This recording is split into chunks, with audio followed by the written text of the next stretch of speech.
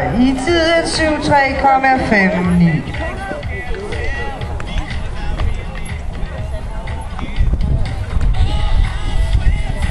Så har vi indtil videre 2 i omspringningen. Så har vi fået start nummer 9 ind på banen. Det er Karoline Thorvaldsen på Impala BT, tror jeg den hedder. Og vi skal bede start nummer 10, Anna Olsen på Caravel, om at komme ned og holde i pit.